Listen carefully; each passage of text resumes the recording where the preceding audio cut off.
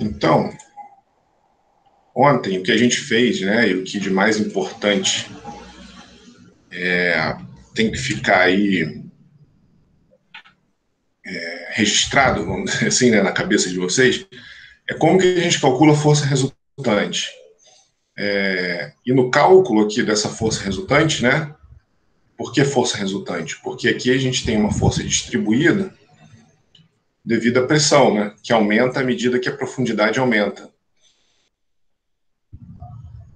Então, a gente tem que achar a localização da força resultante. E foi demonstrado, né, que a força resultante, basta a gente pegar a profundidade do centroide dessa forma aqui, né, dessa seção transversal genérica, multiplicar pelo peso específico e pela área. E aí a gente tem a magnitude da força resultante, tá? Então, gama HC vezes a área vai fornecer a magnitude, quer dizer, no lugar da força distribuída que teria aqui naturalmente, né, por causa do aumento da pressão, à medida que a profundidade vai aumentando, a gente tem uma força localizada aqui, né, uma força resultante, quer dizer, a gente substitui, né, uma força distribuída por uma força localizada em algum ponto, né? E aí o que a gente viu, né, é que a única restrição que essa geometria tem que ter é ela ser plana, né? Ela não pode ter nenhuma curvatura ali na face dela. Mas a área dela, né, mas a seção transversal dela pode ser genérica, dessa maneira aqui, né? Do jeito que está mostrado aqui, tá? Então, a gente primeiro demonstrou como calcular a força resultante, né? E é claro que esse resultado, aí, só enfatizando uma coisa, né? Esse resultado é válido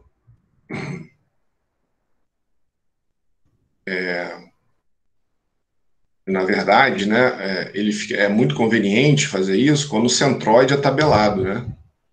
Tá, isso que eu falei ontem, né, que eu enfatizei e que eu acho que merece ser comentado de novo, né? Essa substituição dessa integral aqui, né, que aparece naturalmente quando a gente vai fazer a integração em toda a área, né, de todos os DFzinhos, e o DF, lembrando que o DF varia com Y, né? A magnitude do DF varia com Y. Então, a gente fez essa substituição, usou essa propriedade aqui, né, que é a integral de YdA, né, a localização Y do centroide, né, a partir do eixo X, vezes a área. Ou você pode falar de outra forma, se você quiser também, você pode dizer que o centroide é a integral de, né, a localização, a distância com relação ao eixo X do centroide, é a integral de YdA sobre a área, né? É uma outra forma de ver isso daqui, né? A integral de YdA sobre a área vai fornecer a posição do centroide. Mas o que eu quero dizer é que só vale a pena a gente fazer ou usar essa propriedade se a gente conseguir, se a gente souber, né, para uma geometria simples, tabelar a posição ou saber onde é a posição do centroide. Senão, não tem muito jeito, a gente tem que cair dentro da integral, né? Tá? Então, num caso real aí de aplicação na vida profissional de vocês, se a área tiver uma seção transversal genérica, como essa daqui, vocês vão ter que achar alguma forma numérica de resolver essa integral. Eu vou mostrar uma para um caso retangular, para vocês verem como que a gente constrói essa integral de dA, né? Para um caso simples, né? Senão não tem muito jeito, tem que ser genérico mesmo. E a gente terminou a aula mostrando onde que calcula, né, o local aonde essa força resultante age aqui, né? Então o centroide está aqui, né? Esse HC está se relacionando com essa profundidade aqui, dessa linha aqui, que é o centroide, mas na verdade não é aqui que ele age, né? Não é aqui que a força resultante age, ela age um pouquinho mais para baixo, no centro de pressão. Então a gente terminou a aula de ontem fazendo esse balanço de momento aqui, né? Essa igualdade, e a gente naturalmente apareceu com a integral de y ao quadrado dA. Aí eu deixei esse slide aqui, até na aula gravada, né? Como o Google não me mandou a tempo, ele só foi me mandar hoje de manhã a segunda parte da aula de ontem. Aí eu gravei uma outra aula, está lá no YouTube já, mostrando, então tem essa, mostrando o argumento lá de mecânica dos sólidos, né? Da onde que surge essa integral, que ela aparece naturalmente, na verdade, né? Problemas onde tanto a força resultante quanto o ponto, né, quanto a localização que a força age, depende da profundidade. Então, essa integral, ela aparece naturalmente, vamos dizer assim, né? Então, daí fica aí como referência. Então, tá até aqui a página do livro de mecânica vetorial, lá acho que é do Hibbeler, que eu mostrei de onde que isso vem lá em mecânica dos sólidos, né, tá? Mas, de qualquer forma, esse é um momento de inércia e ele é tabelado. Aí, e recebe o nome de IX. Tá? Então, a localização, o local onde a força resultante age, a gente tem que, para saber, né, onde ela age, a gente tem que pegar o momento de inércia e dividir pelo centroide, pela posição do centroide, vezes a área. Tá? Certo? Então, é uma maneira muito conveniente de saber, né, de calcular a localização da força resultante quando as forças, né, globais, vamos dizer assim, ou totais, que agem na superfície são distribuídas por pressão, por gravidade, por exemplo. Né? Então, e acontece tantas vezes, né, essa integral de y ao quadrado dA, ela é tão comum que ela é tabelada, né, para diversas geometrias. E aí a gente consegue saber o YR facilmente. E, de novo, né, se não for uma geometria simples, não tem muito jeito, tem que cair dentro dessa integral aqui. Tá? Agora, o negócio é que o momento de inércia, ela está normalmente disponível, né, ou tabelado, para as geometrias comuns, né, triângulo, retângulo, círculo, mas ela é tabelada para eixos passando pelo centroide. Tá? Então, o que o momento de inércia vai fornecer, o valor numérico que ele vai fornecer, é relacionado com o centroide. Mas a gente precisa relacionar com a origem, né? A gente quer a distância, a gente quer calcular alguma coisa com distância à superfície livre, com a origem que a gente arbitrou ali em cima, né? E aí a gente usa o teorema dos eixos paralelos, né? Para a gente determinar o momento de inércia com relação a esse eixo paralelo ao eixo do centroide, né? O eixo X paralelo ao eixo do centroide e o eixo Y paralelo ali ao eixo do centroide também, tá? E o teorema dos eixos paralelos, ele diz o seguinte, ó, se eu quiser saber o momento de inércia com relação ao eixo X, que é o que a gente quer, né, de fato, basta a gente pegar o momento de inércia com relação ao centroide, que aí é o IXC, né, que é o que tem tabelado, somar com a área vezes a distância com relação ao centroide ao quadrado. Então, é uma contazinha simples, né? Então, substituindo isso aqui, ó, a gente fica com a forma final do seguinte, ó, o YR, ele é o momento de inércia com relação ao centroide, que é o que está tabelado, dividido pela distância do centroide vezes a área, mais a distância do centroide. Tá? Certo? Então, simplesmente fazendo essa conta aqui, então isso é tabelado, isso aqui é fácil de obter, a área é fácil de obter, né? O momento de inércia é tabelado, YC é fácil, a área é fácil, então a gente tem a localização, o ponto onde a força resultante age naquela área, naquela superfície plana submersa. Tá? Então a gente mostrou como calcular a força resultante e agora a gente está mostrando como calcular a distância com relação ao eixo X que a força resultante age, né? Tá? No corpo ali. E ela está sempre abaixo do centroide, porque essa conta aqui dá sempre maior que zero. Tá? Então,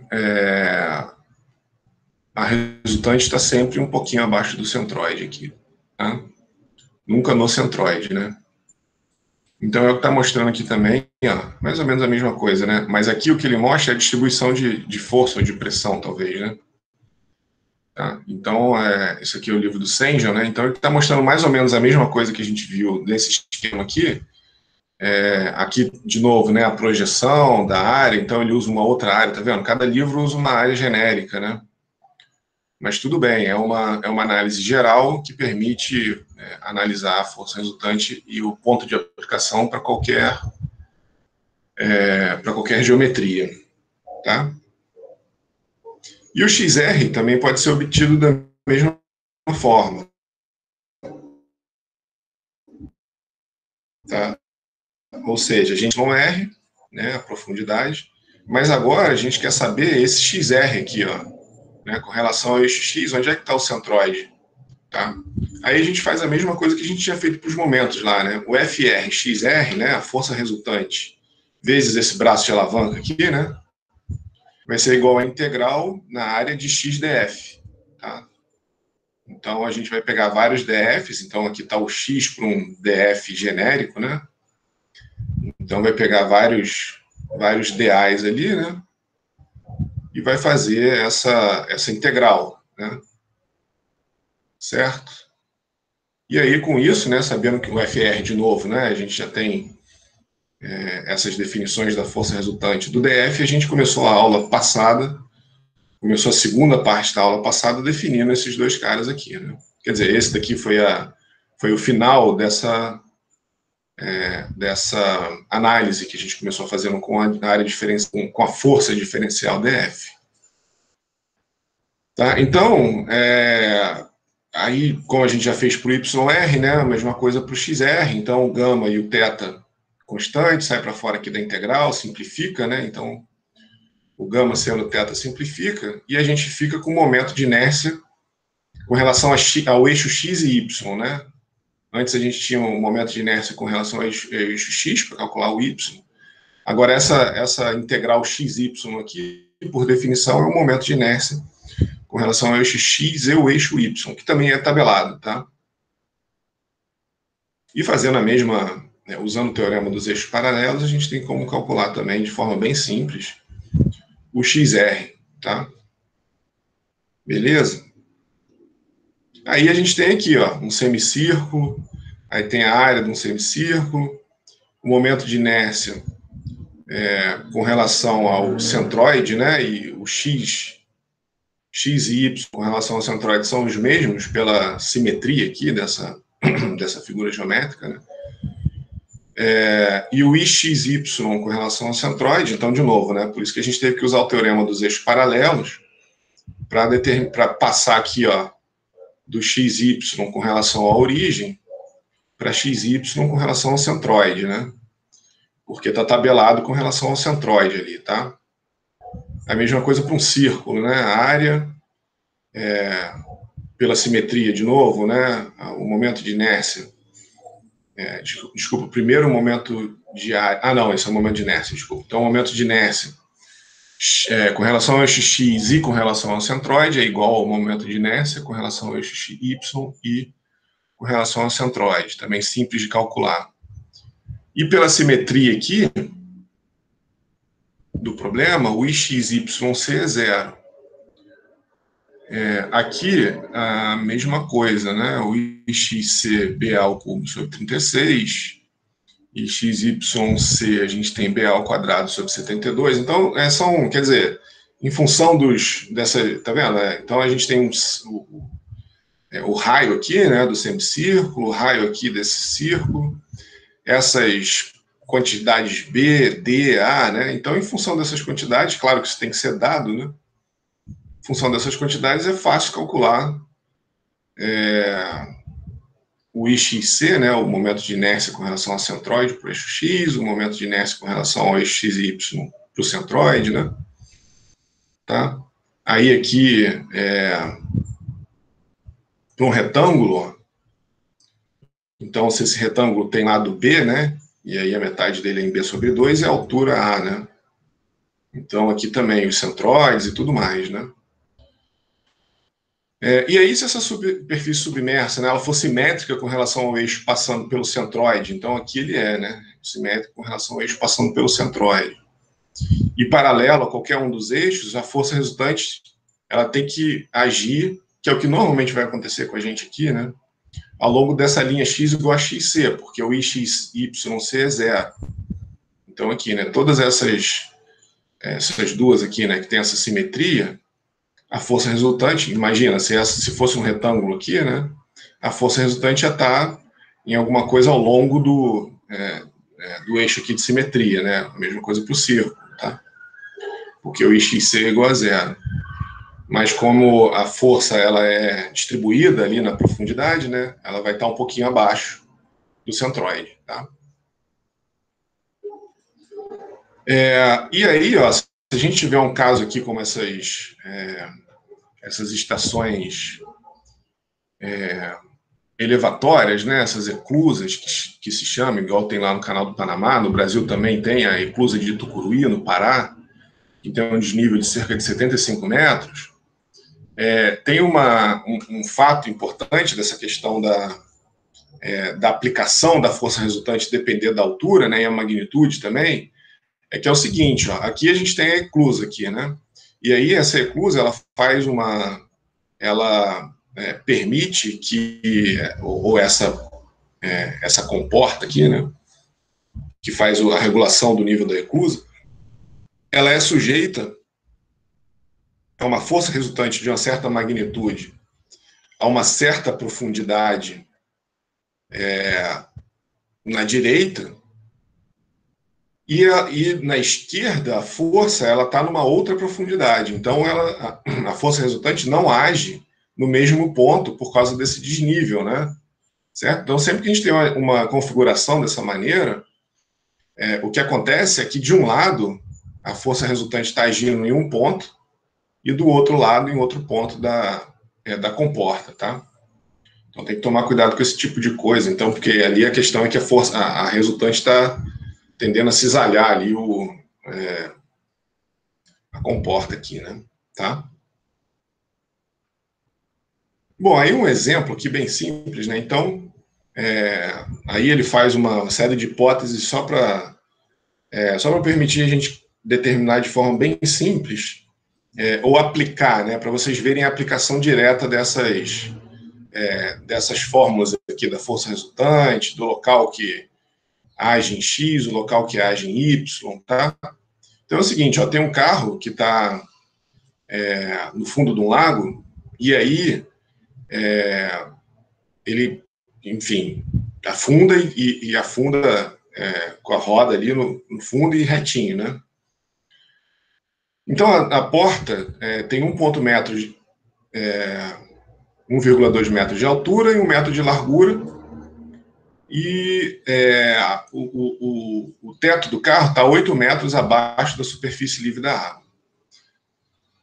Aí uma hipótese até forte, né? Ele disse que a cabine do motorista está bem selada e tem ar ali dentro. Então, mas a questão é que dificilmente o carro afundaria, né? Se tivesse ar, mas tudo bem.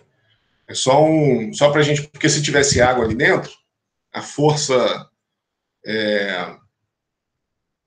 hidrostática ia se cancelar, né? Tá? Então ele só está fazendo essa hipótese para considerar que tem a força hidrostática do lado de fora agindo e do lado de dentro, como estaria teoricamente na pressão atmosférica. Então ele não tem nenhuma força hidrostática agindo ali por dentro. Então por isso que precisou fazer essa hipótese. Tá? E a pressão é atmosférica, né? Tá?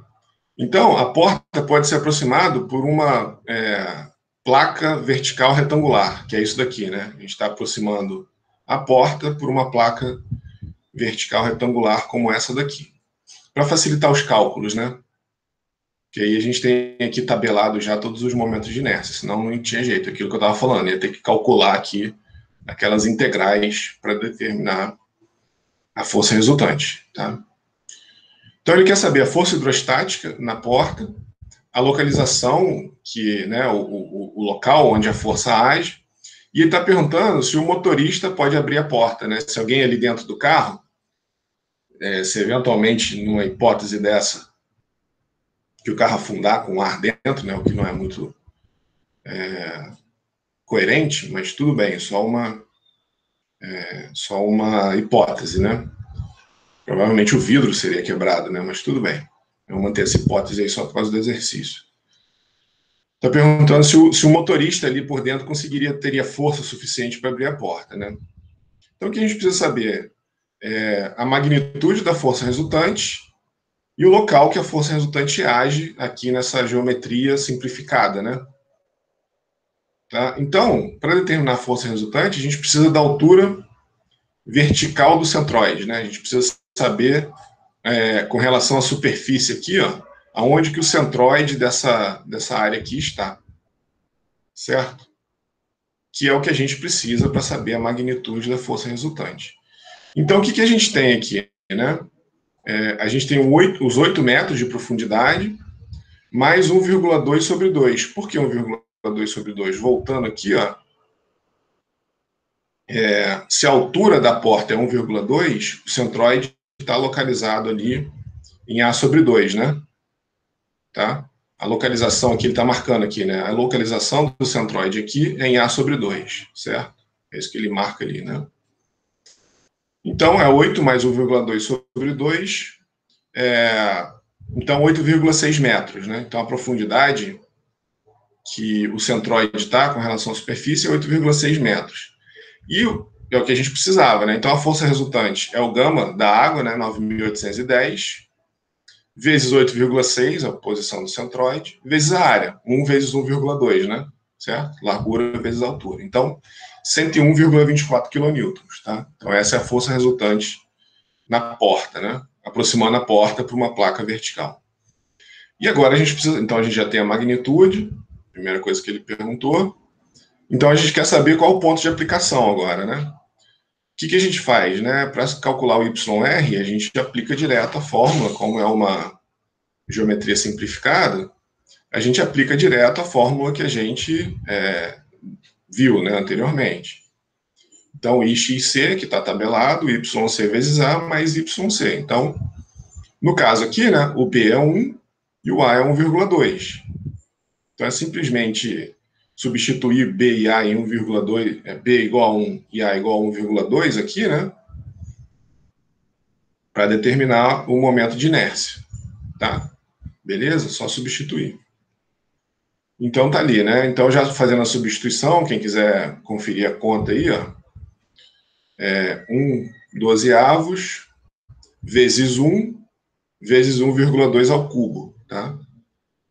Certo? Então, IXC igual a 1/12 vezes 1 vezes 1,2 ao cubo. Foi daí que saiu esse 0,144 ali, tá? Certo? E aí o YR, aí jogando, né? 0,144, YC vale 8, opa, aqui, ó, YC vale 8,6, a área 1,2, né? 1,2 vezes 1,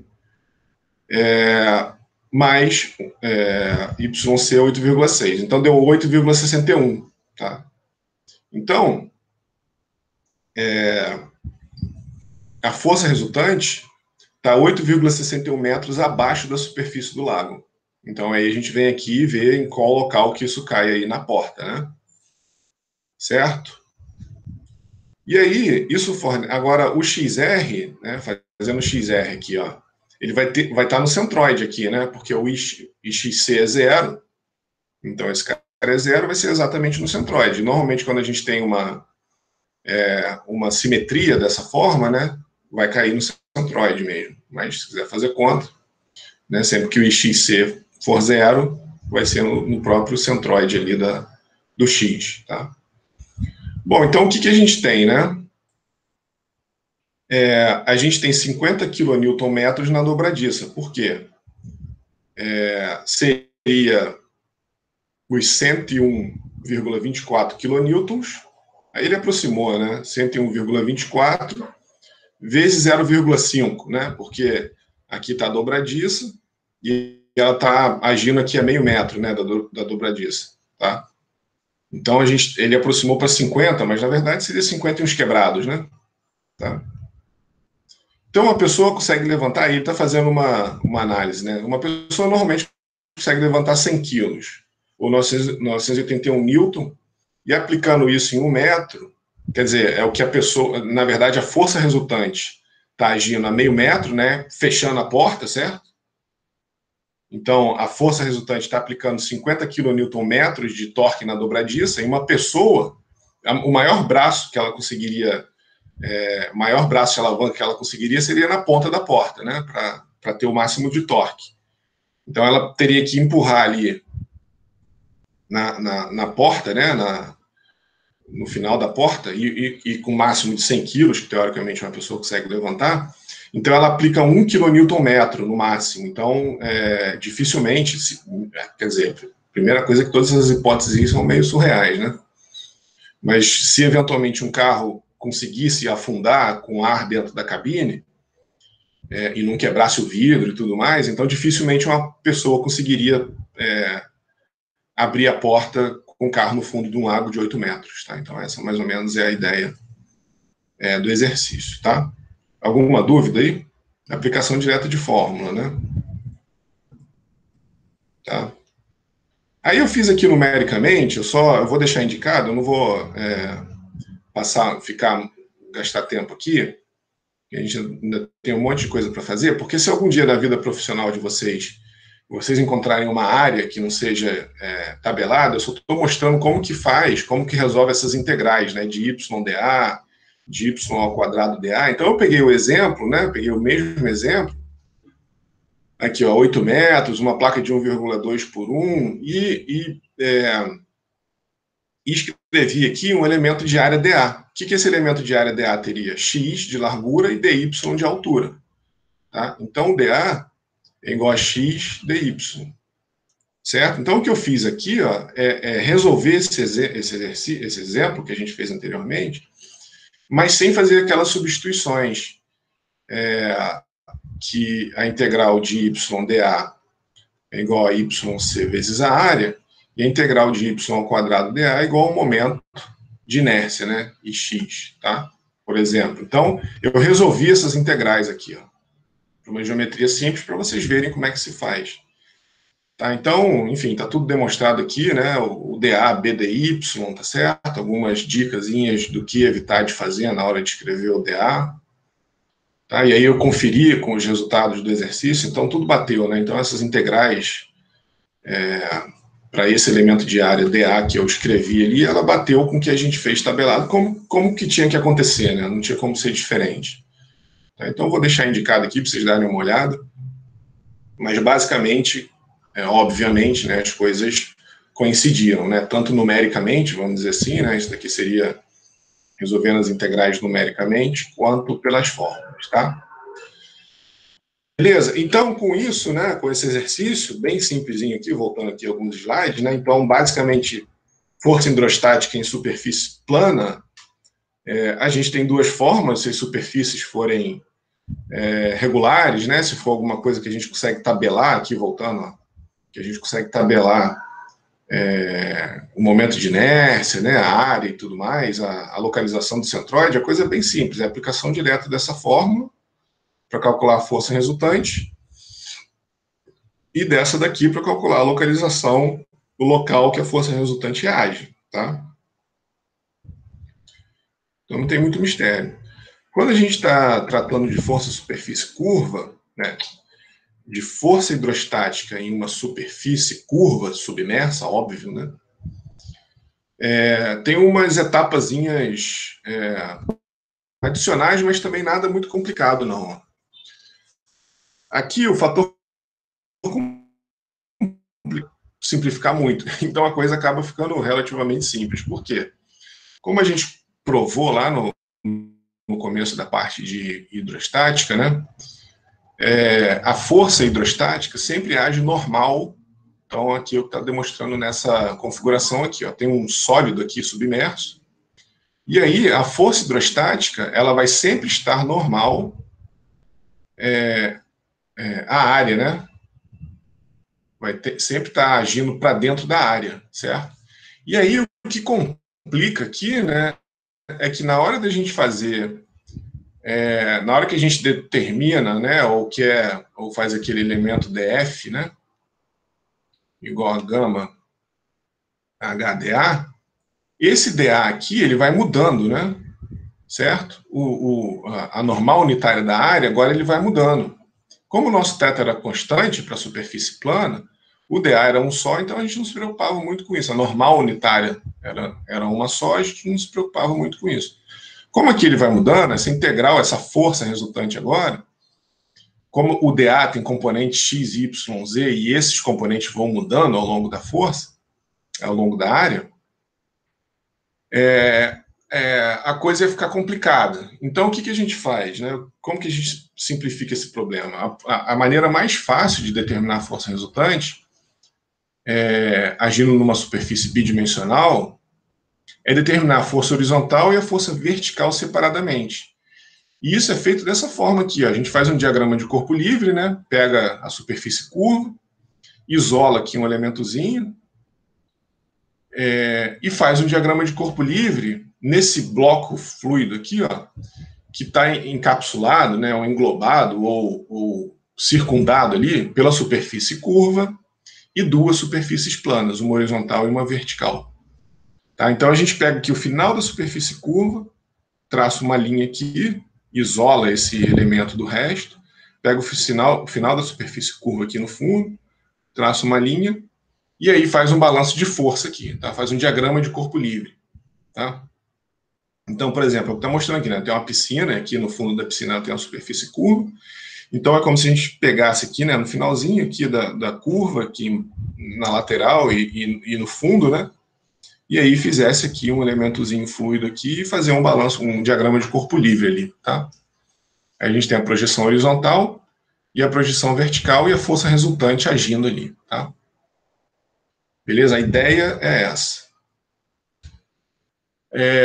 Só para vocês terem, só para a gente fazer uma nomenclatura aqui, isso muda, vai mudar um pouquinho mais para frente, mas o FH e o FV, nesse caso aqui, ó, representa a força que o tanque exerce no fluido, né? Certo? Por isso que está apontando para dentro aqui, né? Tá? É a força que o fluido recebe. A gente tem uma força-peso, né, que age para baixo e que passa pelo centroide desse volume. De forma geral, o líquido que a gente está analisando é homogêneo, não tem variação de massa específica, nem de peso específico. Então, de forma geral, o peso vai passar pelo centroide do elemento que a gente está analisando. Tá?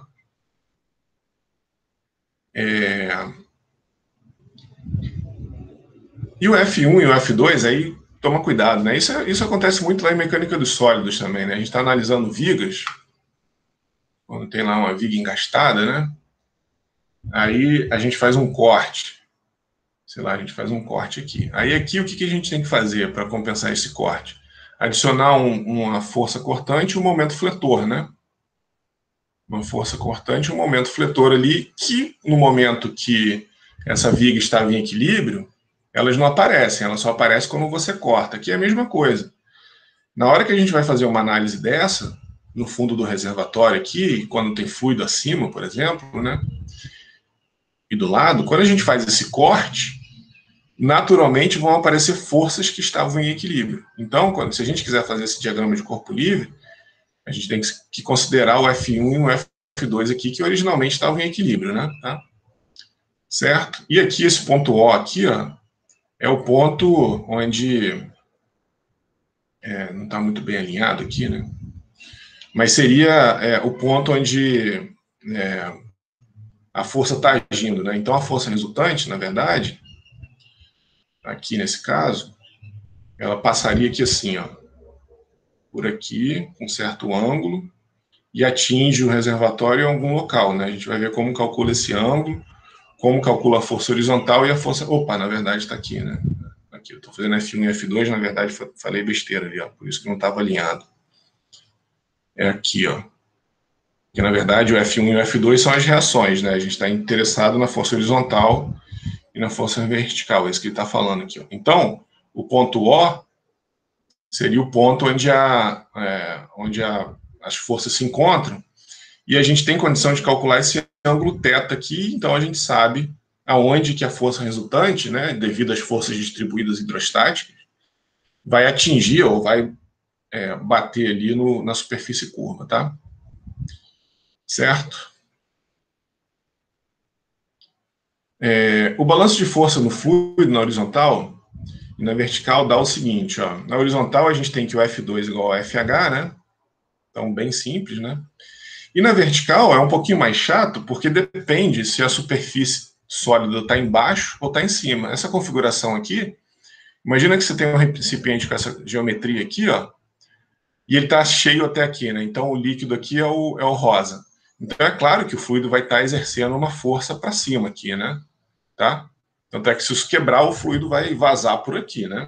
Então existe uma força hidrostática sendo exercida para cima. Então, e aqui no fundo do reservatório, que a gente extraiu de um caso típico desse, né? A força está para baixo, né? A força que o fluido exerce no reservatório é para baixo. Aqui a força que o fluido exerce no reservatório é para cima, tá? Então, o balanço de força, a componente, a componente da força vertical, né, numa superfície curva, ela é dessa forma aqui, o balanço, né? Esse diagrama de corpo livre é o seguinte: FV é F1 mais o peso W, né? Então, o que essa força vertical aqui reage, né? Ao peso dessa coluna, né? Desse bloco de fluido, mais o peso do bloco de fluido acima. Lembra que a gente cortou aqui, ó? Tinha uma coluna aqui, ó, acima desse bloco que eu estou cortando. Então, essa força estava em equilíbrio. Quando eu retirei esse cara para análise, apareceu essa força F1, que logicamente vai ser o ρGH aqui, né? Esse é o peso vezes a área, né? O ρGH vezes a área. Então, esse é o peso que vai ser o F1 que vai agir ali em cima desse bloco. Então, o que a força vertical tem que reagir é o peso desse cara mais o peso que estava ali em cima. É relativamente óbvio isso, né? E nesse caso aqui, a força vertical, na verdade, é o F1 menos o peso do sólido, né?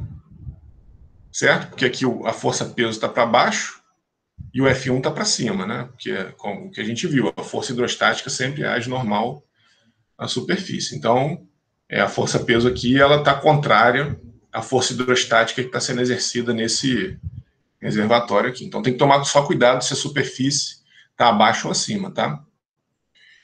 Então, F1 mais W é uma soma vetorial e a direção deve ser respeitada, né?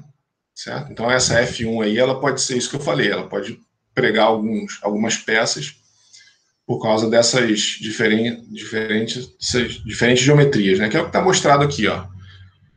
Então, a gente tem 2 livros mostrando mais ou menos a mesma coisa. Esse daqui é o livro do Fox, eu acho que esse daqui é do Munson, se eu não me engano, esse daqui é o do White, esse é do Sengel, e esse deve ser do Potter, alguma coisa assim. Mas, enfim, a questão é que a parte das figuras diferentes, né, essas duas representações aqui, elas estão mostrando a mesma coisa, né? A gente tem aqui uma força vertical agindo para baixo, né, que é o fluido, está exercendo um ρGV, né, onde o V é todo esse volume aqui, né, tá?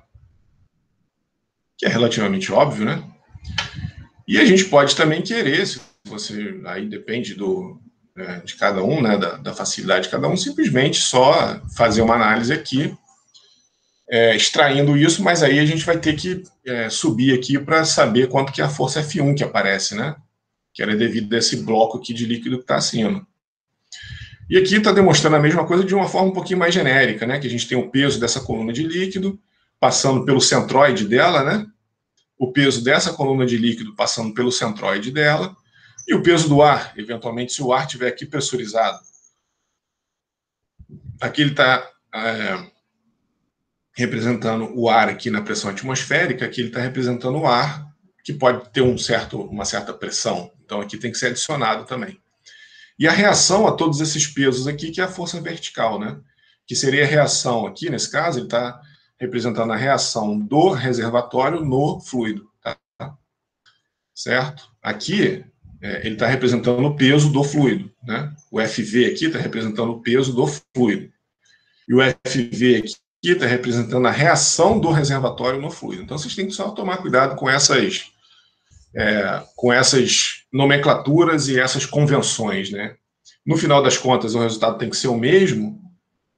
Se você estiver representando o FV como uma reação, aqui no caso ela vai ser positiva, né? Se você estiver representando o FV como o peso do fluido, aqui no caso também vai ser positivo. Depende de como você monta o seu diagrama de corpo livre, tá? Certo? E aqui a mesma questão que a gente estava vendo anteriormente, né?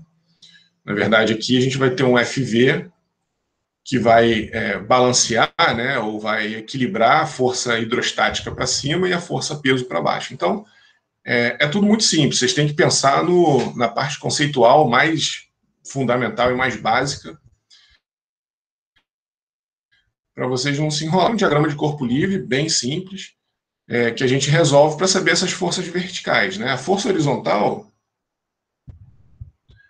era ainda mais simples, porque na hora que a gente faz essa decomposição, né, em força horizontal e força vertical, que eu mostrei aqui atrás, ó, na hora que a gente faz essa estratégia aqui de decompor, analisar um plano vertical e um plano horizontal, a força vertical tem essa questão, né, da força-peso de todos os blocos de fluido que está acima do elemento curvo, e a força horizontal é mais fácil ainda, é simplesmente a força horizontal e a sua localização são a mesma que para um plano vertical, né,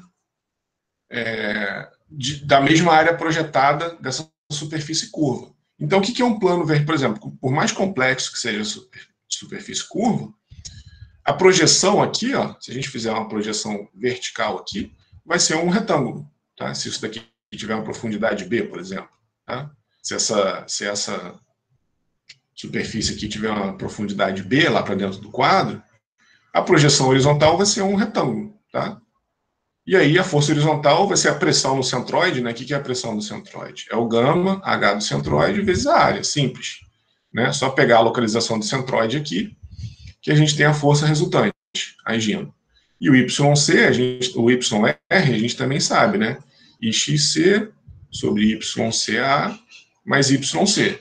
Então, só fazendo essas contas, a gente já tem a componente horizontal. Então, metade do trabalho para calcular a força resultante numa superfície curva, a gente já fez lá em superfície plana.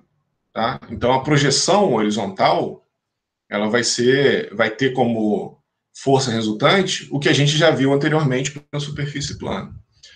O FV é aquilo que a gente falou agora anteriormente também, né? Vai ser o peso de toda a coluna de fluido diretamente acima da superfície, se a superfície estiver abaixo do líquido, né? Aquilo que eu tinha falado, que é esse caso aqui, né? Se a superfície estiver acima, aí a gente tem que fazer o balanço de força, mas é mais ou menos a mesma coisa, né? Isso que aquela frase diz isso aqui, né?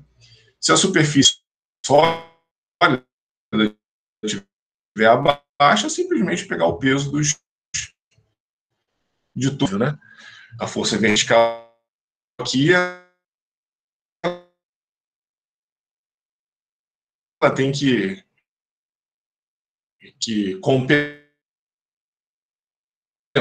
todos os nenhum mistério adicional, assim, né? Na magnitude, ela vai ser, a gente tem a componente vertical, componente horizontal, para saber a magnitude raiz quadrada dos 2 elevado ao quadrado. E a tangente do ângulo alfa, né, vai ser a força vertical sobre a força horizontal. Então, como é cateto oposto sobre cateto adjacente, o alfa está aqui, né? Tá? A força vertical é o cateto oposto, a força horizontal é o cateto adjacente, tá? Beleza? Só para... O alfa é esse aqui, ó. Aí onde que ele passa, né? A gente sabe que a força tem que passar por aqui, tem esse ângulo alfa, a gente sabe onde ela vai atingir, vamos dizer ali, a superfície, né? A resultante, né? Tá? Aqui, só para enfatizar, né? O FH e o FV são na superfície sólida, né? Não são a reação, isso que eu estava comentando. Cada livro escreve o FH aqui, ele escreve o FV como reação no fluido. Esse é o livro do Potter, se não me engano. E aqui o livro do Fox, ele escreve o FV como peso do fluido. Tá? Então é só uma questão de nomenclatura que, no final das contas, um é o verso da outra, né? É ação e reação. Tá? Então isso também não deve ser nada, nenhuma novidade física que vocês viam desde o ensino médio, né? Essa questão de ação e reação e tudo mais. E o resto também é diagrama de corpo livre, não tem muito mistério, tá? Bom, a linha de ação da força vertical, né? Da componente vertical da força, passa pelo centro de gravidade do volume de líquido diretamente acima da superfície curva, se não tiver nenhuma superfície acima do líquido. É isso que eu estou falando aqui, ó. Que, na verdade, a gente aqui, né, teria que, por exemplo, aqui, ó, não tem nenhuma superfície acima. Esse cara aqui tá, onde o centroide desse cara aqui tá, ó. Que é bem simples, a gente já viu lá naquele... quando a gente fez o balanço de momento, né, a gente fez até mais complicado, que envolvia uma integral. A gente vai ver que aqui é até mais simplificado, né?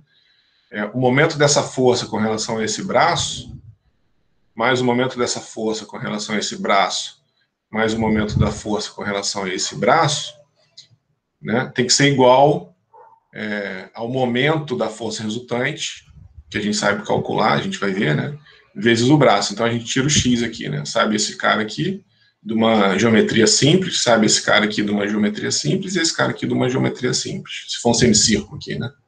A gente vai fazer um exercício e isso vai ficar mais claro, tá? Certo? Então a linha de ação, ela passa pelo centro de gravidade dessa coluna de fluido, né? E se tiver, a gente vai fazer esse exemplo aqui também, ó. Se na verdade tiver uma... Na verdade, os dois saem daquele balanço de momento, né? XR e FR igual a X1 F1 mais X2 F2 mais X3 F3, é isso que eu estou falando, né? Então, se eu pegar aqui, sei lá, com relação a esse ponto C, esse cara aqui tem um certo X, né?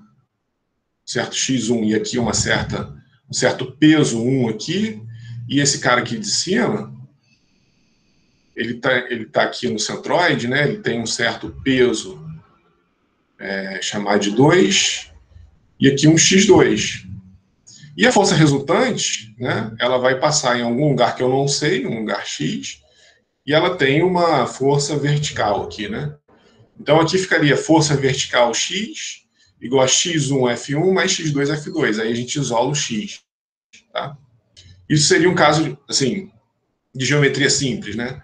No caso aqui que eu estou falando, da geometria complexa, é aquilo que a gente fez lá atrás em superfície plana. A gente vai ver, não tem muito jeito, tem que integrar o YR, sei lá, FR, é igual a integral de Y df. Foi assim que a gente fez. Aí a gente vai ter que aplicar isso, não tem jeito, se a superfície for complexa, né? Se for alguma coisa desse jeito, aqui, ó. Alguma coisa desse jeito aqui. A gente vai fazer um exercício e vai ver que não tem nenhuma complexidade nisso, na verdade, tá? Beleza? Certo? Alguma pergunta aí? Então vamos começar com um exemplo simples para consolidar esses conhecimentos, que é o seguinte, ó, tem um tubo de metro de diâmetro e ele está preenchido só até a metade. É isso que está mostrando aqui, uma seção transversal de um tubo preenchido só até a metade. E aí ele quer saber a magnitude e linha de ação da força resultante que a água exerce em um trecho de 0,3 metros. Né? Então, se a gente entender que esse tubo, na verdade, né, isso aqui é uma seção transversal, então, se a gente tem um trecho de 0,3 metros, né, para dentro do papel, por exemplo, para dentro da tela, ele quer saber a magnitude e a linha de ação dessa força, né? Nessa seção aqui, ó, BC. Tá? Quer dizer, ele quer que a gente determine o FR aqui e a linha de ação dessa força, né? Dá para a gente calcular o θ, a gente vai ver como é que faz isso, né? Tá? Então é o caso mais fundamental, com superfície livre aberta para a atmosfera e uma geometria simples, né? Então a superfície livre aqui não tem nenhuma superfície sólida acima do líquido. Essa geometria aqui, quer dizer, até poderia ter botado aqui, né? Eu botei aqui da projeção, mas também poderia ter botado do semicírculo, né? Mas permite a gente saber o centroide aqui também do semicírculo. Tá? Então, como é que a gente faz para determinar a força resultante? Primeiro, a gente tem que saber a força horizontal, aquilo que a gente analisou, né? Faz um diagrama de corpo livre. Aqui, ó, faz um diagrama de corpo livre, certo? E aí a gente vai ter uma força horizontal e uma força vertical agindo aqui, né? Na verdade, quer dizer, ou pode ser uma reação aqui, na verdade, né? Uma força horizontal, uma reação vertical. Na verdade, aqui em cima, a única coisa que a gente vai ter aqui, ó, vai ser o peso, né? Na vertical, a única coisa que a gente tem é o peso, ó, tá? O peso compensando a força vertical. E aqui o F1 é simplesmente aquela questão que a gente fez, né? O F1 vai ser exatamente a força resultante na projeção aqui dessa superfície curva na vertical. O que é a projeção dessa superfície curva? É um retângulo, tá? Um retângulo com profundidade 0,3 e altura 1,83 sobre 2, que é o raio, né? Aqui eu estava em pé esse exercício originalmente, mas o raio tem 1,83 sobre 2, né? É o raio desse tubo. Então, a força horizontal vai ser exatamente a resultante na projeção aqui, que no caso seria um retângulo, e a vertical vai ser a compensação aqui da força-peso para baixo. Tá? Bem simples, né? Não tem nenhum mistério. Então a gente aplica aqui aquilo que a gente já sabe, né? De força hidrostática em superfície plana. Aí o raio aqui, no caso, né? O que é o A aqui, né? Nesse caso da superfície plana. É o A sobre 2. Mas quem é o A? É o raio. Então seria o raio, que é o D sobre 2, né? Então o raio é 0,915, que é justamente o 1,83 sobre 2, né? Que é 0,915, tá? Então isso daqui é o A, né? É o nosso A aqui dessa geometria aqui, ó. E aí a posição do centroide é A sobre 2. Então 0,915 sobre 2, tá? 0,46 metros. Certo? Então a gente precisa da componente vertical e horizontal da força e linha de ação. A gente já Professor, fala, José. você pode voltar ali no diagrama de corpo livre, professor? Vamos lá, a gente tem um F1 que é igual a FW, não é isso, professor? Deixa eu só aumentar o volume aqui que tá baixinho para mim. Fala de novo. O F1 é igual ao FW, não é isso, professor? Não, F1 igual a FH aqui, né? Eu acho que tá mal. FH. Ah, sim. E esse FH é o que a gente quer procurar, não é isso, professor? Justamente, o FH é a resultante de uma força hidrostática em uma superfície plana, na verdade, né? Tá? Certo. Beleza, professor, obrigado. Valeu. Então é justamente esse cara aqui, ó. Então a força horizontal, ela é igual à força que age numa superfície plana, que é a projeção dessa superfície curva. Tá? E a força vertical é simplesmente o peso, tá? Então por isso que a gente está fazendo isso daqui, né? Essa é a regrinha. Sempre que a gente tem uma superfície curva, a gente faz a projeção vertical vai dar uma superfície plana, sempre vai ser assim, né? Todos os exemplos que a gente fizer vai ser assim, e aí é simplesmente fazer, a parte mais fácil, na verdade, né? É fazer a força hidrostática numa superfície plana em cima da projeção da superfície curva. Então essa superfície curva tem essa projeção aqui, ó, e essa projeção é um retângulo, tá? De altura, para o nosso caso ali, né? De altura D sobre 2 e de profundidade B igual a 0,3 metros, né? B igual a 0,3 metros, tá? Essa é a projeção ali, tá certo? Então é isso que a gente está fazendo, né? Na horizontal é simplesmente fazer isso. O FH, na verdade aqui você poderia botar o F1 se quisesse, né? E o FH aqui como a reação, né? Tanto faz. Aí vocês que... Só para manter a coerência com a nossa nomenclatura, né? Tá? Então aqui está o FH e aqui o F1 agindo na projeção aqui, né? Tá? Ele agiu porque a gente cortou aqui essa... Ele estava em equilíbrio aqui, né? A gente cortou. Então a gente tem um F1 agindo numa superfície plana, tá? Que foi o corte que a gente fez, que é a projeção dessa superfície curva. Essa é a ideia. Tá? Bom, então essa superfície curva vai reagir, né? Ou vai ter como componente horizontal esse cara Aí tanto faz chamar de F1 ou FH, porque um é o inverso do outro ali, né? Nesse diagrama de corpo livre não tem nenhum outro componente, né? Então F1 vai ser o menos FH, né? Se vocês quiserem. Então o FH agindo ali vai ser ρ, né? Vai ser a força hidrostática numa superfície plana. ρg, HC vezes a área, né? Que a gente já fez no caso da porta do carro lá, né? Então massa específica da água, aceleração local da gravidade, local do centroide dessa geometria aqui, né? E a área, 0,915 vezes 0,3, tá? Então, força horizontal, 1,23 kN. Onde ela age? No mesmo local da projeção, né? Então, a gente faz a projeção, então, no mesmo local de uma superfície plana, né? Da projeção da superfície plana. Então, a gente tem aqui um momento de inércia, tudo isso a gente consegue calcular, né? Aí substitui ali, a gente tem o A e o B para calcular o IXC aqui, né? Aqui no caso o B é 0,3 sobre 2 e o A é 0,915 sobre 2, né? Tá? Beleza? Então 0,46. Então joga o B e o A aqui, ó. A gente tem o IXC que deu 0,02. Sobre YC vezes a área aqui, ó, YC 0,46 vezes a área, mais o YC 0,46. Então, a força horizontal já está caracterizada, né?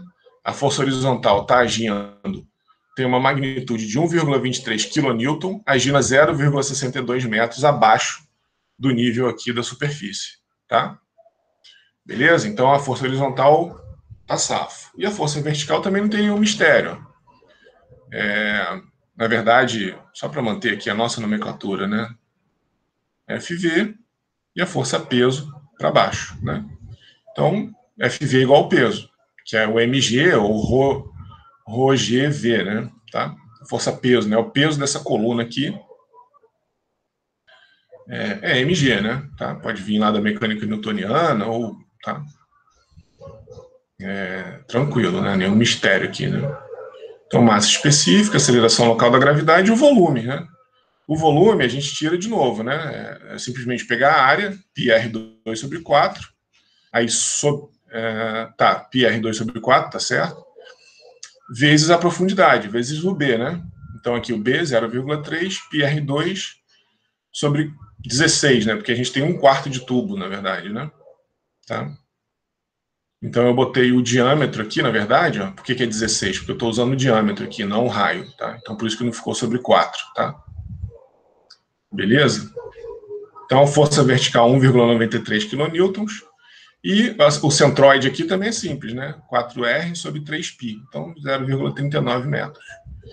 Então a gente caracteriza, dá para saber a magnitude, né? A gente tem a força vertical e horizontal, a gente sabe a magnitude, 2,3 kN. E a gente usou o fato que na vertical o fluido está acima da superfície. Quer dizer, acima da superfície sólida, né? É isso que eu estou querendo dizer aqui, ó. Então essa análise é muito simples, porque a superfície sólida não está acima do líquido, né? Tá? E a linha de ação dessa força passa pelo centro de gravidade, que é fácil de determinar. Tá? Então ele foi encontrado com facilidade, porque a geometria é simples e não existe superfície sólida acima do líquido. Então a gente vai analisar alguns casos um pouquinho mais complexos. Aqui, ó, o que eu estou mostrando aqui é o seguinte, ó, tem a resultante, né, 2,3 kN, e aí a gente pode determinar esse beta aqui, se a gente fizer o FH sobre FV, né, cateto oposto sobre cateto adjacente, ou o alfa aqui, se fizer FV sobre FH. Eles são complementares, né, claro. Então, dependendo de quem você quiser aqui, você calcula o ângulo da vertical com a força resultante ou da horizontal com a força resultante, tá? E aí, para saber onde essa força resultante atinge ali a superfície sólida, a gente sabe o local que ele passa e o ângulo que ele faz com a vertical ou com a horizontal, né? Então, a gente tem como determinar a resultante e saber, inclusive, onde ele vai tocar ali, né? Onde a força resultante vai tocar na superfície sólida. Certo? Alguma dúvida aí, galera? Não tem muito mistério, não. É só isso mesmo, assim. Essa questão de força hidrostática em superfície plana, curva, são essas regrinhas, assim. É realmente botar uma música aí no Spotify e ficar fazendo exercício dessas coisas, tá? Não tem... Não sei, assim, tem algumas particularidades que vocês vão pegar a manha fazendo exercício, mas basicamente é isso. São essas fórmulas, são essas regrinhas, vamos dizer assim, né? São essas questões que não tem muito jeito, não. Não sei, se ficou alguma coisa aí meio obscura, pode perguntar. Quem quiser ver aula de novo também no YouTube, depois perguntar, aí vocês fiquem à vontade, me mandem e-mail, isso não tem... Tá? Mas não tem mistério, assim, é basicamente isso que está sendo apresentado e vem com a prática, tá? Não tem muito jeito de fugir de exercício e tudo mais, beleza? Então a gente vai ver alguns casos especiais. Eu não vou me ater muito nisso, porque tem muito livro, inclusive, que coloca esses casos que eu vou mostrar para vocês aqui como matéria, eles colocam isso como exercício. Então eu vou deixar aqui mais indicado, né, para vocês verem depois, do que efetivamente como matéria, porque a rigor isso não é matéria, né? Isso tem muito livro que eu falei, né, que bota essa parte aqui como exercício. Mas é interessante só mostrar aí para vocês verem como que sai de alguns casos. Então aqui eu estou mostrando o caso da superfície acima, né? Então eu resolvo de diversos casos. Então primeiro eu isolo esse cara aqui e aí faço um diagrama de corpo livre nesse elementozinho aqui, ó. E eu mostrei qual é a equação que rege essa curva. Isso vai ser importante mais para frente. Bom, na verdade, como isso não é um semicírculo, a gente precisa calcular o volume, né, desse cara. Deixa eu ver como é que a gente fez aqui. Então aqui eu isolei, fiz o diagrama de corpo livre só nesse elementozinho aqui. Essa curva tem essa equação, né, essa expressão. O A aqui é 1 metro, o B aqui é 1 metro, então B é essa altura vertical, o A é a distância horizontal. Tá? E a gente quer saber a força resultante que essa superfície sólida está agindo aqui em cima dessa coluna aqui, né? Porque essa coluna é aquilo que a configuração é essa aqui, ó. Tá? Aqui eu isolei, né? Então a gente não está vendo direito o que acontece, mas o que acontece é que, lógico, que a superfície está acima aqui, né? Para a gente ter essa coluna de fluido exercendo uma força para sair aqui, ó. Claro que a superfície tem que estar aqui acima. Então essa é uma geometria característica de alguns casos, né? Tá? Então tem 4 metros de profundidade, a curvatura termina aqui em 2 metros, a profundidade de 3 metros. Tá? Então, aí, de novo, né, fazendo aqui ó, o diagrama de corpo livre, FV é o F1 menos o peso, né? Claro, porque o F1 está agindo para cima, a força hidrostática sempre age perpendicular, e o peso sempre age para baixo. Né? Tá? Bom, então aí a gente precisa do peso, a gente precisa do volume, e aí a gente não tem muito jeito. Para achar a área, a gente tem que fazer a integral desse cara, né? Certo? Aí a integral é direto, né? Para achar a área sobre a curva, faz a integral de 0 a 1 de 1 menos x ao quadrado dx. Aí não tem nenhum, isso daqui é cálculo meio, né? Cálculo 0,1 lá. Então é uma integral super simples para achar o volume desse elemento. E aí a gente tem a força-peso de 19,6 kN. Aí a gente precisa do F1. Aqui aí entra uma questãozinha, né? Só como a gente isolou esse cara, a gente tem que ir para baixo aqui do reservatório para saber quem é o F1. E aí é trivial, né? É só fazer um balanço de... É uma superfície aqui, ó. Voltando aqui alguns slides, ó. O F1 vem num balanço aqui no fundo do reservatório. A gente vai ter agora uma reação ali, né? Você pode chamar de FC, se você quiser. Tem a força-peso para baixo e tem o F1 para cima, tá? É o que eu estou mostrando aqui, ó. Peso, F1B, tá? E aí o F1 eu posso botar para baixo se eu quiser, né? Se eu quiser chamar esse F1 de uma força, eu poderia ter colocado para cima, tanto faz. Só o sinal que vai mudar e depois você tem que acertar o sinal com a sua convenção lá de cima, tá? Enfim, fazendo esse balanço aqui, esse diagrama de corpo livre simples, a gente chega que o F1B é 11,3 quer dizer, a reação aqui no fundo do reservatório, 117,6, e aí determina o F1, né? Determina o F1, que seria justamente essa reação ali. Na verdade, o F1B é determinado justamente pelo peso do fluido que está agindo ali no fundo do reservatório. A gente tem como calcular isso, né? Ele reage, na verdade, a todo o peso, mas na área dele ali, né? Ele tem uma área de 3 vezes 1, tá? E aí a gente tem um F1 de 58,8 kN, e isso vai fornecer um FV ali, né? Agora a gente determinou o F1, tem o peso, e aí vai chegar num FV de 39,2. É a mesma coisa que se a gente pegasse todo, tá vendo? Aqui eu fiz um corte, né? Mas eu poderia fazer o diagrama de corpo livre em toda a coluna de fluido ali, ó. Eu tenho peso para baixo, eu tenho essa F1 para cima, e a FV para baixo ali é a reação, quem está impedindo que o fluido derrame ali, né? É justamente essa tampa aqui, né? Essa superfície ali. E aí o peso agora, né? A gente tem que calcular o volume 1 aqui, mais o volume 2, que é essa parte, né? O volume 1, aqui, ó, o A2, que é justamente essa parte retangular aqui, ó, e o A1, que é aquela parte curva ali, né? O A1 tem área de 1 vezes 2, né? Ele tem uma profundidade de 2 metros e o fundo dele tem 1 metro. E aí é a mesma integral que a gente fez ali. O resultado tem que ser o mesmo. Vocês estão vendo que é óbvio que o resultado tem que ser o mesmo, né?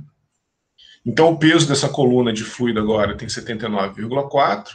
O F1 ali que ele está reagindo, na verdade, né, uma força hidrostática no fundo depende da profundidade do reservatório. Então é isso que está mostrando aqui, né? Esse H do fundo, o que eu estou mostrando é isso aqui, ó. Se vocês, eu estou voltando aqui alguns slides, ó. A força, a pressão que toda parte do fundo do reservatório sente é ρ, G, H fundo, que eu estou chamando, é esse cara aqui, ó. Vezes a área do local que você quer saber a força que está sendo exercida. Então, aqui no caso, a força C aqui para cima é essa área aqui, né? Que tem 3 metros para dentro do quadro e 1 metro aqui de largura, tá? Então, todo o fundo do reservatório está sujeito a essa força aqui, que depende da profundidade do reservatório inteiro, tá? Beleza? Qualquer análise que você fizesse, uma piscina, por mais que tiver alguma superfície em cima, a parte de baixo ali, se você colocar uma moeda embaixo, sei lá, se aqui tivesse uma moeda aqui no cantinho, ó, de área 1 metro quadrado, a força que estaria sendo exercida nessa moeda, independente do que tiver acima aqui, né, é ρ, G, H do fundo, vezes 1, tá? É o que vai agir, a força que está agindo aqui nessa moeda, né? Certo? Então, por isso que o FC aqui para cima é justamente isso daqui, ó. Tá? É o ρg, H do fundo, né? Toda a altura aqui do reservatório, que são 4 metros, vezes a área, 3 vezes 1. Tá? Então, essa é a F1 que está exercendo aqui no fluido aqui de baixo, no fundo, né? E deu 39,2, que é a mesma coisa que a gente tinha obtido, ó.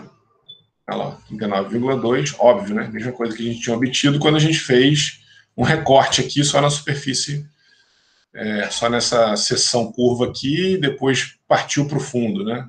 E dividiu. Aqui fazendo tudo, dá no mesmo, tá? Claro, é óbvio, né? A outra análise é uma que se chama geométrica, né?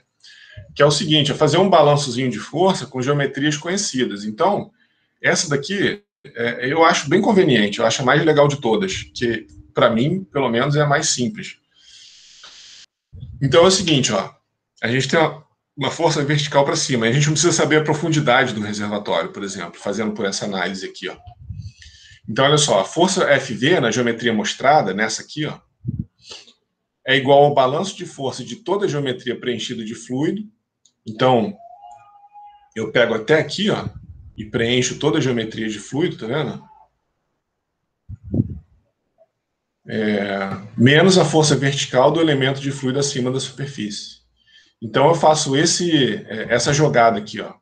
Essa força vertical é igual ao balanço dessa força aqui, de toda a geometria preenchida, que aqui as forças fluidas são nulas, né? Porque se está tudo preenchido, as forças fluidas são nulas, menos a força vertical desse elemento acima da superfície sólida, né? Certo? Então, a força vertical para cima é menos a força vertical para baixo desse, ou é menos a força vertical desse elemento fluido artificial, né? Isso aqui é artificial, não está ali necessariamente, isso daqui também é artificial, mas eu vou mostrar para vocês que o resultado é o mesmo e isso de forma geral pode ser feito, tá? Se vocês preferirem fazer assim, não tem problema nenhum também. Tá certo? É uma estratégia e eu acho interessante essa estratégia. Então, é simplesmente a gente pegar o peso dessa coluna aqui e calcular qual é o peso dessa coluna de fluido. Certo? Que isso, no fundo, no fim das contas, por essa estratégia diária, é o que demonstrou, né? A força vertical que está agindo é uma força artificial que existiria se a parte de cima tivesse preenchida de fluido, né? Então, essa estratégia, assim, eu acho interessante, ela resolve e ela é válida, tá? Se vocês quiserem resolver problemas assim, ela vai funcionar, tá? Bom, então é simplesmente calcular o peso desse cara aqui de cima, tá? Então, ρGV, ou MG, se vocês quiserem, né? Tanto faz, né? Então, aqui, o volume é o quê? É 1 vezes 1, né? O volume desse cara aqui de cima, tá? Acima da superfície curva aqui, 1 vezes 1 vezes L, tá? É esse volume aqui, ó. E o volume desse cara aqui de baixo, da superfície curva. É integral de 0 a A de B menos Y L dx. Por quê? O que é o B? É essa altura aqui, né? B é essa altura aqui, ó. O que é B menos Y? É essa altura aqui. Então, fazendo B menos Y, eu estou calculando essa área aqui, ó. Tá? Olha lá, tá aqui, ó. B menos Y, é essa área ali de cima, né? É o complementar ali, né? Tá? Bom, essa regra vale para qualquer integral que vocês fizerem, né? Se a gente fizer a integral de Y, a gente vai calcular a área aqui de baixo. Se fizer a integral de B menos Y, calcula a integral ali a área de cima, né? Tá? Entenderam? B menos Y, L dx, é esse volume aqui, ó. Certo? Aí eu dividi a integral, né? Essa parte para cá, essa parte para cá. Mas quem é o yx? 1 menos x ao quadrado. Integral de B tranquilo, né? B vezes A. Aí 1 menos x ao quadrado. Aí, de novo, separei a integral aqui. Então, 1 mais BA, aí ridícula essa integral, né? Integral de 0 a dx é o A. Integral de x ao quadrado dx, x ao cubo sobre 3, né? A ao cubo sobre 3, tá? Beleza? E aí, substituindo valores aqui, simplificando, né? Tá? Simplificando as coisas, o B é 1, o A é 1 também, fica tudo bem simples, né? 1 mais A ao cubo sobre 3, 1 mais 1 terço, 39,2 kN. O mesmo resultado que a gente tinha obtido anteriormente, e o resultado foi o mesmo, né, com a conveniência de não precisar de saber a profundidade do reservatório, que pode não ser dado, né? Então aqui tem essa conveniência, tá? Beleza? Alguma dúvida? Assim, não sei. Eu não vejo maiores dificuldades, a parte o fato de que é uma matéria nova e talvez vocês precisem de um pouco de tempo para digerir. Mas não tem maiores dificuldades aqui, né? São integrais e tudo mais. Nada muito complexo não, tá? Beleza? Se tiver alguma dúvida aí, podem perguntar para a aula, tá? Certo? Bom, então a gente precisa determinar o local de aplicação da força vertical, né? Nesses casos aqui a gente viu, né? O primeiro exemplo que eu mostrei dessa parte, aqui, ó, do tubo meio cheio ali, ó. É muito simples calcular o ponto de aplicação, porque o centroide, né? A força vertical vai passar pelo centroide. A horizontal passa pelo YR ali, né? Que é o IXC sobre YCA mais YC. Isso daqui vai ser o YR, por onde a projeção horizontal passa. Mas a vertical, ela passa pelo centroide. Então, aqui, nesse caso dessa geometria simples aqui, foi 4R sobre 3π. Não teve muito mistério. Mas nesses casos aqui, a gente tem que fazer um balanço de momento, tá? Ou então, isso daqui, ó, a gente também pode trabalhar com centroide, fazendo para saber o centroide aqui, ó, a gente pode usar centroide de geometrias conhecidas. Então, por exemplo, se a gente quiser saber, ó, esse é um caso dessa superfície curva, e aí a gente quer saber o centroide aqui, ó, aonde que essa superfície aqui, né, aonde que a força vai passar ali, né? Tá? Qual é o centroide desse cara aqui, certo? Que a força aqui, no caso, está sendo exercida, sei lá, vou chutar aqui, né? Só que a força vertical, ela vai passar aqui pelo centroide, certo? A força horizontal, aquele cálculo que a gente fez, a YR igual a IXC sobre YC vezes A mais YC, certo? Mas essa distância aqui, dW, que ele está chamando, ou X, se você quiser, né? Da força vertical, isso daqui é para força horizontal. Para força vertical, eita, e não era, eu fiz sem querer, mas nem sabia que dava para fazer isso. Acho que o escape volta. Cliquei ali sem querer. Mas a força vertical, a gente tem que saber a distância aqui que ele vai agir. Então, a gente tem que saber a distância do centroide. Só que essa geometria aqui, né, a gente não sabe calcular o centroide dessa geometria aqui, ó, tá? Mas o que a gente faz? O centroide, a distância, pode chamar de x se você quiser, né, com relação ao centroide dessa geometria, é o x1 vezes a área 1 de um quadrado, menos x2, área 2 de um semicírculo aqui, certo?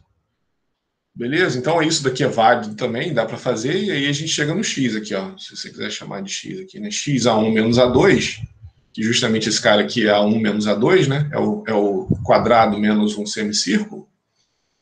Vai ser x1 a1, que é isso daqui, menos x2 a2, que é isso daqui. Isso funciona também, tá?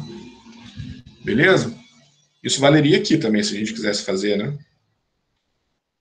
Tá? Poderia ser feito aqui também. Na verdade, aqui não. Aqui a gente vai ver como é que se faz, porque isso daqui não é um semicírculo. A gente vai ter um exemplo que vai mostrar como é que sai disso aqui. No caso de geometria simples aqui, a gente consegue, mas ali não. Entenderam? Então a gente tem como calcular o x aqui, né? Com base no centroide de geometrias conhecidas, tá? Beleza? Aqui nesse caso, né, aí só jogando valores numéricos, né, aqui, enfim, 1,53. Essa distância x aqui, ó, com base no centroide do retângulo, do quadrado e do semicírculo, essa distância aqui, que seria, né, a localização da força vertical aqui, né, o local por onde a força vertical está passando aqui, tá? Beleza? E de novo, né, a força horizontal, YR é IXC sobre área YC mais YC. Tá? É esse Y aqui, ó. E o X seria aqui, nesse caso, né, 1,553, tá? Certo? Tranquilo, né? Ou ainda, a gente pode fazer o balanço de momento, né? Aquilo que eu até falei já anteriormente. O momento da força resultante deve ser igual ao momento das forças distribuídas de pressão, ambas com relação à origem, por exemplo, né? Ou com relação aonde você quiser analisar. Então, XWR, o que é o WR? Né? Seria o peso resultante aqui desses três pesos. Então, se ele está aqui, ó, se o peso resultante aqui desses três pesos está numa distância x, que eu não sei, é só fazer o peso do ar L sobre 2, se isso daqui tem uma largura L, né? O centroide aqui dessa figura é L sobre 2, dessa figura aqui de baixo, que é o L, né? L sobre 2, e esse cara aqui, 4L sobre 3π, tá? Beleza? E o peso aqui a gente sabe calcular também, né? Tem o volume, tem a massa específica, tá? Certo? E a gente já usou isso, ó, só voltando no tempo aqui, ó, a gente já usou isso até de uma forma mais complicada para determinar o YR. A gente partiu dessa ideia aqui, né, para calcular o YR, justamente. A gente pode usar também uma geometria simples aqui, ó. Pode fazer a mesma coisa aqui, tá? Beleza? Aí aqui um exemplo bem genérico, tá? Esse exemplo aqui, ó, a gente não consegue, a gente até consegue aplicar a questão daquela, de um volume fictício aqui acima, mas para calcular o braço de alavanca aqui a gente não consegue na força vertical. Então aqui a gente tem que integrar, não tem jeito. Então esse exemplo aqui, ele é interessante por causa disso. Então, ó, esse portão aqui, isso daqui é um portão, tá vendo? Tem água aqui embaixo, ou líquido, água, né? Deixa eu ver. Assume-se que é água, se não tiver dito aí no... Não sei, aqui, água. Tá? Então, esse portão, ele é assim, né? Ele tem essa geometria aqui, ó. Essa configuração aqui, ó. Aqui está o eixo Y, o eixo X, e ele segue, né, segundo essa equação aqui, ó. X é Y ao quadrado sobre A, onde A é igual a 4 metros, ou X igual a Y ao quadrado sobre 4. Ou seja, se eu andei 1 aqui, né, 1 metro, eu andei 1 metro em Y, 1 ao quadrado, eu andei 1/4 em X, né? Então assim vai, tá? Beleza? Essa é a equação desse portão aqui, né? E aí tem uma força FA que mantém o portão fechado.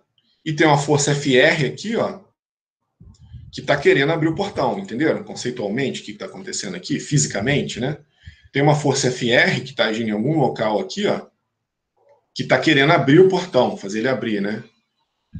Hinge articulado, né? Então ele está dizendo que aqui tem uma articulação. Essa força FR quer abrir o portão e essa força FA mantém ele fechado, tá? Beleza? Então a geometria, né, fisicamente é isso que está acontecendo. Para dentro da tela aqui, ó, esse portão tem uma profundidade de 5 metros, tá? Então ele tá a gente fez um corte ali, né?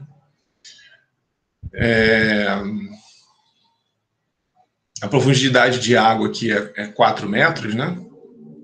Certo? À direita do portão aqui, né? E ele quer saber a magnitude da força FA necessária para manter o portão em equilíbrio, tá? Desprezando o peso do portão, ou seja, ele não abre, ele não fecha, ele está na iminência de abrir, né? Certo? Está na iminência de abrir. O equilíbrio aqui, vamos entender assim, né? Qual é a condição para ele ficar nessa configuração aqui mostrada, tá? Beleza? Então vamos começar com o mais fácil, né? Que é a força horizontal. Então aqui a gente tem uma força horizontal agindo, que seria o portão agindo no fluido. Aqui a gente fez o corte, né? E a reação aqui é justamente F1, é justamente essa força horizontal, que é a força numa projeção vertical dessa superfície curva. O que é a projeção vertical? É esse retângulo aqui, de altura 4 metros e profundidade 5 metros. Tá? Que ele está falando aqui, ó, profundidade 5 metros e a altura aqui, a projeção é de 4 metros. Tá? Então, simples, né? Gama, HC vezes A, como o D aqui é 4, então fazendo a correspondência aqui com essa geometria, né? Tá? Então aqui a gente tem o A igual a 4, então A sobre 2 igual a 2. Então HC ali vai ser 4 sobre 2 igual a 2, né? Gama da água, 999, G 9,81, A sobre 2 e a área, né? 4 vezes 5. Então, na horizontal, fácil. Metade do caminho está resolvido. 392 kN, 1/4 do caminho, né? Que ainda tem outras coisas para calcular. Então, 392 kN na horizontal, né? Então, a reação horizontal aqui é de 392 kN. Professor, o B é o que mesmo? O B é o que mesmo, professor? B. O B seria a profundidade W ali, né? Tá? O B está aqui, ó. O B no enunciado é o W. Certo? É a profundidade. Imagina que esse cara está entrando ali para dentro do quadro. Entendeu, José? Foi, professor. Obrigado. Valeu. Tá? Então, por isso que tá? Então, a gente, por enquanto, não usou o B, né? Tá? Por enquanto, a gente não usou o B. Só vai usar o B para calcular esse cara aqui. A gente usou o A e o B é a profundidade, é o W, tá? E aqui é a área, né? 4 vezes 5, certo? Agora, o YR, né? aqui eu fiz ao contrário, né? Esse cara aqui é o YC, tudo bem, não faz, né? Aqui é o IXC, aqui é o YC e aqui é a área, né? Então, YR igual aqui está fazendo, né? Mais IXC sobre YC vezes a área. Né? Então, 2 metros, né? O centroide ali, né? Y do centroide com relação à superfície, 2 metros. IXC, aí aqui o que o José Paulo tinha perguntado, né? O W é 5. Então, se a gente fizer a nossa correspondência aqui, o W é a profundidade para dentro da tela ali, que é o B aqui, né? Tá? Beleza? Então, o nosso B é 5, B sobre 2, 2,5. Então, é 2,5 vezes 2 ao cubo, 12 avos. Vai dar 26,67, que é o IXC, tá? Sobre YC, 2 metros, vezes a área, 4 vezes 5. Então, YR, 4,67. Então, a gente já sabe a magnitude da força horizontal e onde ela está agindo, 2,67 metros abaixo da superfície do líquido, tá? Beleza? Isso já está resolvido, tranquilo. Agora, a gente precisa analisar a força vertical. Eu mostrei para vocês várias estratégias, né? Eu vou fazer uma delas aqui, se vocês depois, como exercício, quiserem fazer as outras para se convencerem que é a mesma, né? Vocês podem usar a estratégia das áreas, tanto faz. Tem que dar o mesmo. Eu fiz aquela que a gente isola, né? Ou usa todo o fluido aqui embaixo, faz o diagrama de corpo livre nesse fluido, nessa parcela de fluido inteira aqui, ó. Então, o que eu tenho? Peso na vertical para baixo, uma reação vertical para cima, né? Que é justamente todo o peso da coluna de fluido mais agindo nessa área aqui, ó, tá? Que é o FY, é o gama HD vezes a área, né? Aquilo que eu tinha feito o exemplo da moeda, né? Se eu tivesse uma moedinha aqui, a força que essa moedinha... Opa, desculpa, passei aqui. A força que essa moedinha iria... Eita. Estar sujeita, né? É o peso, né? É o gama vezes o HC vezes a área da moeda ali, né? Então é a mesma coisa, vale para o fundo do reservatório. Qual a força vertical aqui para cima? É o gama, profundidade total do reservatório, que aqui no caso são 4 metros, vezes a área ali do fundo abaixo ali que eu estou analisando, né? Onde eu recortei para fazer o diagrama de corpo livre, certo?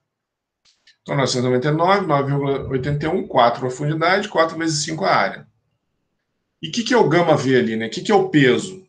É o peso específico desse cara vezes o volume, né? Tá? É justamente o ρgh vezes a área ou mg, isso aqui é a mesma coisa, né? ρgh vezes a área ou mg, que também vai dar o gama V, tá? Certo? Tudo dá o mesmo resultado. Só que aí eu tenho que integrar, não tem muito jeito. Para calcular esse volume, eu pego aqui o gama W, né? O gama é o peso específico do fluido, W é a profundidade do reservatório, de 5 metros. Integral de 0 a 4, aí não tem jeito, né? Se x igual a y ao quadrado sobre a, y igual a raiz quadrada de ax. E aí, integrando aqui, né, eu tenho essa área aqui de baixo, tá? Beleza? Integral de 0 a 4, que é o limite aqui do reservatório, né? Ele vai até 4 metros aqui, tá? Que é o que eu estou querendo calcular, né? Só o peso aqui dessa parte que eu recortei. 0 a 4, raiz quadrada de ax dx. Certo? Então, substituindo valores, né? Peso específico da água, o G, o W é 5, integral de 0 a 4, de ax, o A é 4. Então, até a raiz quadrada de A sai, né? Fica a raiz quadrada de x dx, tá? Bom, então resolvendo, né? Aí fica a integral de x elevado a meio dx, né? De 0 a 4, tá? X elevado a 1 meio mais 1 sobre 1 meio mais 1, tá? Tranquilo, né? Isso de 0 a 4. Nenhuma dificuldade, né? Beleza? Isso deu 261,34 kN. É o mesmo resultado fazendo aquela operação com as áreas, né? O exemplo 3.7, que isso daqui, na verdade, assim, só para vocês... Se vocês forem no Fox e pegarem o exemplo 3.7, ele faz a operação com a área. O que ele faz? Aqui, é exatamente aquilo que a gente fez nesse exemplo aqui, ó. Ele faz exatamente isso aqui, ele resolve aquele exercício que eu estou fazendo com vocês desse jeito, e o resultado é o mesmo. E esse exemplo no Fox é o 3.7. Se vocês forem lá no Fox exemplo 3.7, vocês vão ver que é esse cara aqui resolvido dessa forma, fazendo a área aqui, né? Fazendo um volume artificial de líquido acima do portão. E aí o resultado vai ser exatamente esse daqui, 261,34 kN. Eu fiz diferente, só para, como no exemplo já estava resolvido daquela forma, eu fiz assim para mostrar que o resultado é igual. Tá? Bom, aí também, de propósito, né, no caso da projeção horizontal, né, a força vertical, a gente precisa fazer aquele balançozinho de momento, né, com relação ao eixo Y para determinar o XR. Ou seja, o XR-FV, a força vertical multiplicado pelo braço de alavanca dessa força localizada, é a integral de 0 a 4 de x dFVx. Agora, a gente precisa escrever essa força diferencial, né? A gente calculou a força vertical para uma área, vamos dizer assim, global, a gente tem que fazer um elemento diferencial de área agora, que não tem nenhuma dificuldade maior, né? Então, a gente vai analisar o DA dessa geometria, ó. Partindo desse balanço que a gente fez aqui, né? Então, o que é o DA? É o Y, que a gente sabe calcular, daqui, ó, vezes um dx genérico. E aí, esse dx a gente vai andando em cada... com a integral, a gente vai andando para cada pontozinho ali dessa geometria, tá certo? Então, esse elemento de área DA, que eu estou integrando, eu tinha feito a integral total, né, vamos dizer assim, macroscópica, de y dx.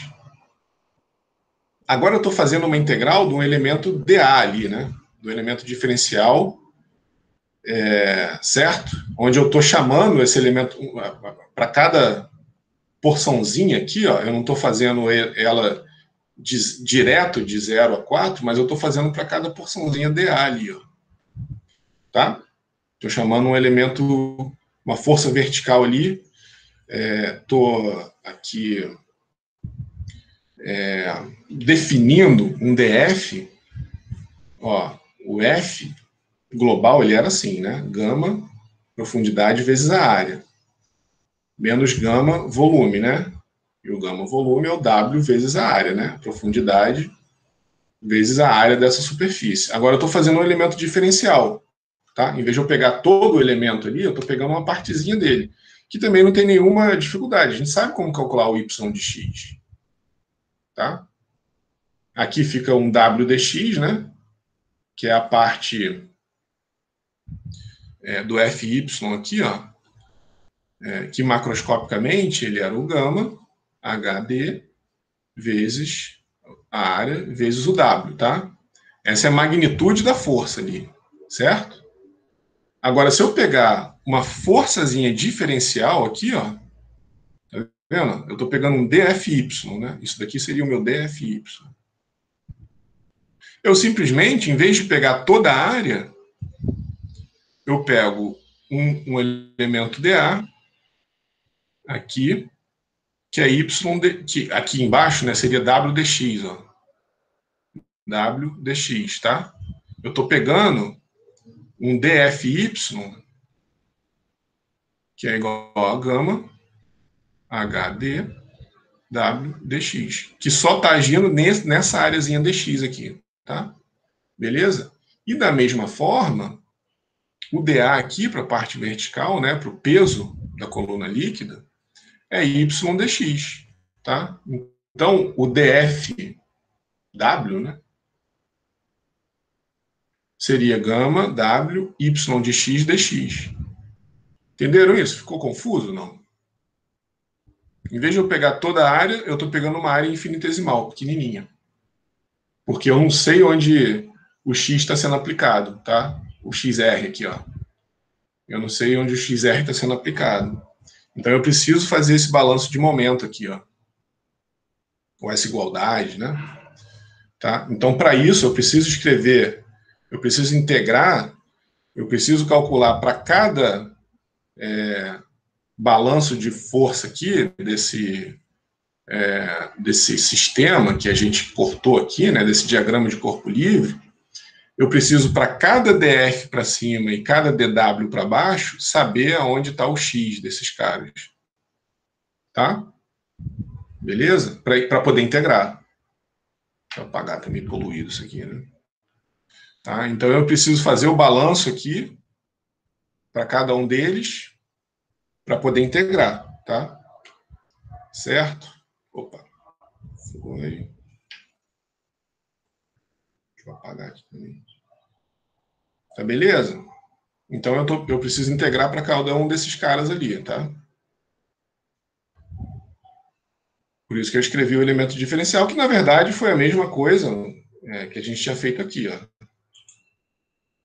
Aqui, ó. Mesma coisa que a gente fez para a superfície plana. A gente precisava saber qual a distância y para cada dfzinho que vai variando ali, né? Com a profundidade. Tá? Então, a mesma coisa que a gente fez ali.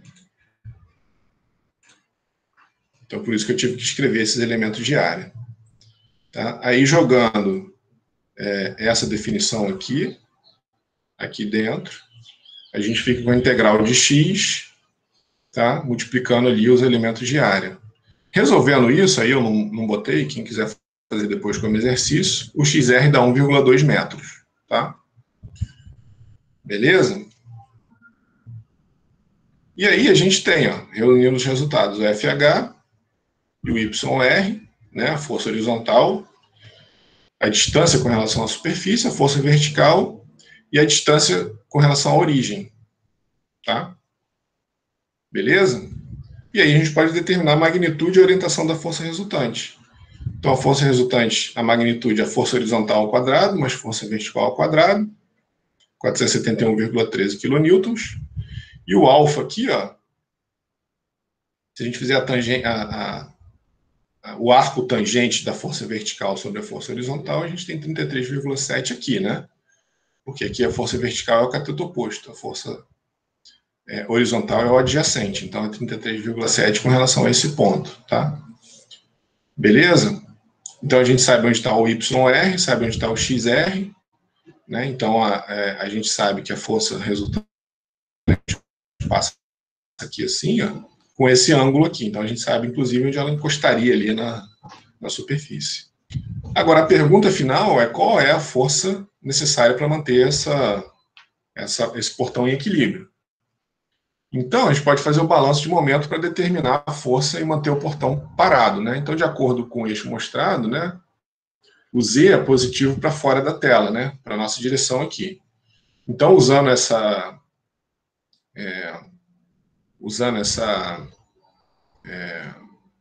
coordenada aqui, né,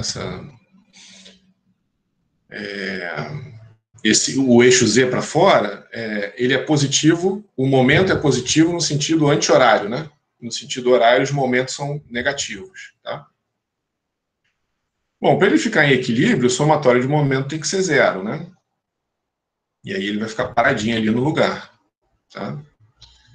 Então, menos 5 vezes FA, que é o somatório de momento com relação ao esse ponto aqui, né? Menos 5 FA, porque é negativo, né, para dentro, mais XRFV, né, então aqui é para fora, né, o XR, produto escalar aqui, XRFV para fora, então positivo, mais 4 menos YR. Por que 4 menos YR? Lembra que o YR é com relação à origem, né?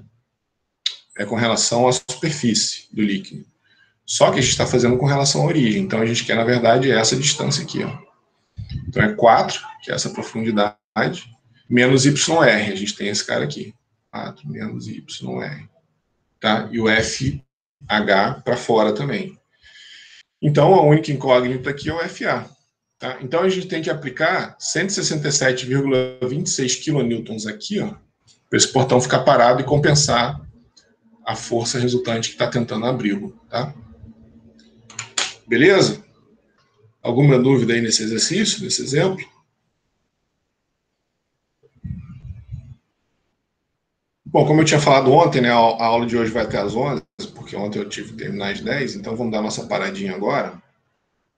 Alguém quer aproveitar para tirar alguma dúvida, alguma coisa que passou rápido aí? Tudo certo? Tá bom. Então, deixa eu já deixar engatilhado aqui. Opa. Na verdade, nem sei se vai até às 11, né? Depende do quanto que a gente andar aí com o restante, mas beleza.